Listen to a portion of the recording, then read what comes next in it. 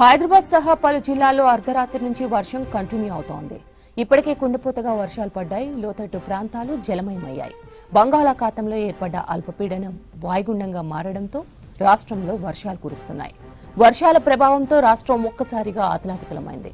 భారీ వర్షాలు, వరదల కారణంగా ఇప్పటి వరకు రాష్ట్రంలో 18 మంది మృతి చెందినట్లు తెలుస్తోంది. పలుచోట్ల భారీ నుంచి అతి భారీ వర్షాలు పడుతున్నాయి. వర్షాలకు వాగులు వంకలు పొంగిపొర్లుతున్నాయి. ఎక్కడ చూసినా వర్షపు నీరే కనిపిస్తోంది. మరో 3 రోజులు భారీ వర్షాలు ఉంటాయని వాతావరణ శాఖ చెబుతోంది. హైదరాబాద్ లో 2 రోజులుగా వర్షం కురుస్తోంది. పలు ప్రాంతాల్లో చెట్లు విరిగిపడ్డాయి. ఉస్మాన్ సాగర్, హిమాయత్ సాగర్ కు వరద పెరుగుతోంది. హుసేన్ సాగర్ ఒక గేటు 3 ఫీట్ల పైకి ఎత్తి కిందకు నీటిని విడుదల చేస్తున్నారు అధికారులు. వరద ప్రాంతాల్లో పర్యటించారు జీహెచ్ఎంసీ కమిషనర్ అమ్రపాలి. జీహెచ్ఎంసీ ఉద్యోగులకు సెలవులు రద్దు చేశామని, జోనల్ కమిషనర్లు ఫీల్డ్ లో ఉంటున్నారని చెప్పారు. వాటర్ నిలిచిన చోట మూసీ పరివాహక ప్రాంతాలు, హుసేన్ సాగర్ పై ప్రత్యేక నిఘా పెట్టామని తెలిపారు.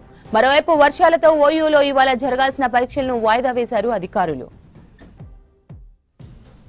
రాళ్లవాగు ఉధృతంగా ప్రవహిస్తోంది. మహబూబాబాద్ మున్సిపాలిటీలోని ఈదుల పూసెపల్లి వద్ద రాళ్లవాగు ఉప్పొంగడంతో డీసీఎం లారీ కొట్టుకుపోయింది. డీసీఎంలో 4 వ్యక్తులు ఉన్నట్లు తెలిపారు.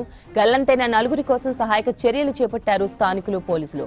డీసీఎం వరద ఉధృతికి వాగులో కొట్టుకుపోతున్న క్రమంలో సమీపంలోని చెట్టుకు తట్టుకుని ఆగడంతో వెనుక నిలిచి ఉన్న వారంతా డీసీఎం క్యాబిన్ పట్టుకుని వేలాడడంతో గమనించిన స్థానికులు పోలీసులకు సమాచారం అందించారు. దీంతో DSP Tirumalarao, Mahabubabad town CI Devender ఆధ్వర్యంలో అగ్నిమాపక సిబ్బంది, పోలీసులు, స్థానికులు సహాయక చర్యలు చేపట్టారు. భారీ వర్షాలతో తెలంగాణలో 117 గ్రామాలకు రాకపోకలు నిలిచిపోయాయి. ఇప్పటికే వాగులు వంకలు పొంగిపొర్లుతున్నాయి. తెలంగాణలోని పలు గ్రామాలకు సంబంధాలు తెగిపోయాయి. ఆయా గ్రామాలకు వెళ్లే రహదారులు కొట్టుకుపోవడంతో రాకపోకలు నిలిచిపోయాయి. ఇప్పటి వరకు అందిన ప్రాథమిక సమాచారం మేరకు 117 గ్రామాలకు బాహ్య ప్రపంచంతో సంబంధాలు తెగిపోయినట్లేనని పంచాయతీ గ్రామీణాభివృద్ధి మంత్రిత్వ శాఖ గుర్తించింది. ఆయా గ్రామాలకు వెళ్లే రహదారులు పూర్తి స్థాయిలో దెబ్బతిన్నాయి.